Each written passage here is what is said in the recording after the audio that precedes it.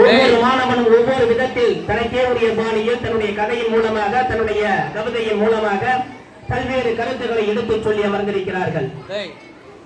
மாணவனுடைய முன்னேற்றத்திற்கு ஒளிமயமாக இருப்பது ஆசிரியர்களா பெற்றோர்களா என்கின்ற அணியிலே ஆசிரியர் அணியிலே சொன்னார்கள், காலையிலிருந்து மாலை வரை எங்களை அன்போடு அன்பு செலுத்தி பண்பு செலுத்தி பாசத்தை கொடுத்து எங்களை எல்லாம் அரவணைத்து இந்த சமுதாயத்தில் எப்படியெல்லாம் செல்ல போகின்றோம் என்று வழிநடத்தக்கூடியது எங்கள் ஆசிரியர் பெருமக்கள் தான். நாங்கள் வீட்டிலே குறைந்த நேரம் மட்டுமே நாங்கள் இருக்கின்றோம். அவர்கள் அம்மாவிடம் அன்பை எதிர்பார்க்கலாம், தந்தையிடம் பாசத்தை எதிர்பார்க்கலாம். இத்தனையும் கற்றுக் கொடுத்து நீ வந்து ஒரு மருத்துவராக வேண்டும், நீ வந்து ஒரு பொறியாளராக வேண்டும், நீ ஒரு சட்ட வல்லுநராக வேண்டும் என்று வரிகளும் கொடுப்பது யார் என்று சொன்னால் எங்கள் ஆசிரியர்கள் தான் என்று அற்புதமாக தன்னுடைய கருத்தை சொல்லி அவர்கள் சொன்னார்கள். அதற்கு மிகச் சிறப்பாக சொன்னான் சபரி, எங்களுக்காக பிறந்ததிலிருந்து இறுதி வரை நல்லதாக இருந்தாலும் கெட்டதாக இருந்தாலும் தாங்கி பிடிக்கக்கூடிய தூணாக என்னுடைய தந்தை இருக்கின்றார். ஆசிரியர் என்று சொன்னால் நாங்கள் தவறு செய்து விட்டோம் என்று சொன்னால் எங்களை திட்டுகிறார்கள், எங்களை அடிக்கின்றார்கள், எங்களை புண்படுத்துகிறார்கள். நாங்கள் எத்தனை முறை தவறுகள் செய்தாலும் அத்தனை முறையும் மீண்டும் இந்த தவறை செய்யாதே, நான் இருக்கிறேன், மீண்டும் மீண்டும் நீ வளர்ச்சி பெற வேண்டும் என்று எங்களை ஊக்கப்படுத்துவது எங்களுடைய பெற்றோர்கள் தானே என்று தெளிவாக தன்னுடைய கருத்தை சொன்னார்.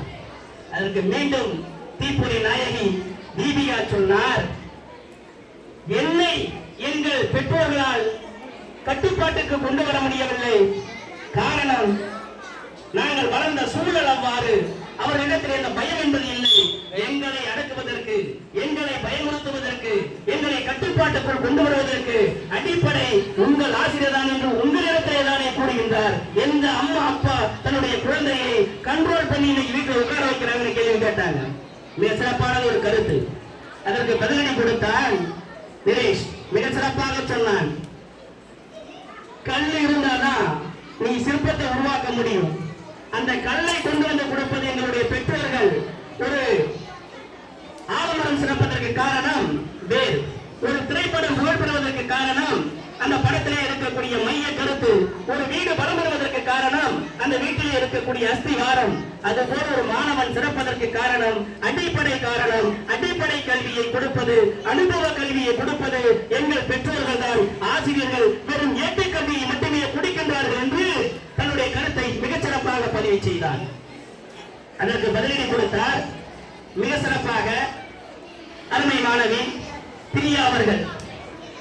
ஒவ்வொரு முறையும் எங்களை மிக சிறப்பாக செதுக்கி எந்த இடத்திலே பேச வேண்டும், எப்படி பேச வேண்டும், மாணவனுடைய மனநிலை எவ்வாறு இருக்கின்றது, அந்த மாணவனுடைய மனநிலையை மாற்றுவதற்கு என்ன செய்ய வேண்டும், பல்வேறு வகையான கற்றல் திறன்களை, பல்வேறு வகையான பாசத்தை, பல்வேறு வகையான அன்பை இத்தனையும் சேர்த்து கொடுத்து நீ மிகப்பெரிய ஒரு சாதனையாக உருவாகுவாய். உன் சாதனைக்கு பின்னால் இந்த ஆசிரியருடைய பங்கு இருக்கும், இந்த ஆசிரியருடைய உண்மை இருக்கும், இந்த ஆசிரியருடைய உழைப்பு இருக்கும் என்று உறுதியாக சொல்லி என்னை உயர வைப்பது எங்கள் ஆசிரியர்கள் தான் என்று அற்புதமாக சொன்னார்.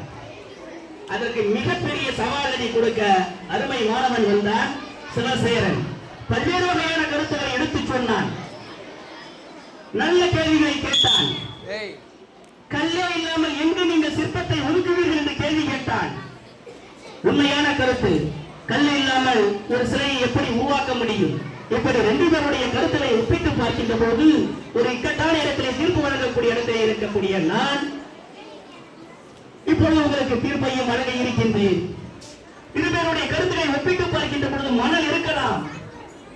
அந்த மணலை கோபுரமாக, சாமியாக, சிற்பமாக உருவாக்கினால்தான் இது கோபுரம் என்று இந்த உலகத்திற்கே அடையாளம் காட்டுவது யார் என்று சொன்னால் ஆசிரியர்கள் தானே ஒழிய பெற்றோர்கள் அல்ல. எனவே அதுபோல ஒரு கல் இருக்கின்றது என்று சொன்னால் அந்த கல்லை அடித்து எப்பொழுது கல்லாக இருக்கின்ற வரை இந்த உலகத்திற்கு அடையாளம் காட்ட முடியாது. அதை சாமியாக்கி அதற்கு கும்பாபிஷேகம் செய்கின்ற பொழுது மக்கள் எல்லாம் ஒன்று கூடுகிறார்கள். அந்த ஒன்று கூடி இந்த நாட்டிற்கு அறிமுகப்படுத்துவது யார் என்று சொன்னால் ஒரு ஆசிரியர் தானே ஒழிய பெற்றோர்கள் அல்ல. பெற்றோர்கள் முன்னோடு வருகிறார்கள். அவர்களை பார்க்க வைப்பதற்கு வாய்ப்பை கொடுப்பவர் யார் என்று சொன்னால் ஒரு ஆசிரியர் என்பதை இந்த இடத்திலே நாம் மறந்துவிட முடியாது.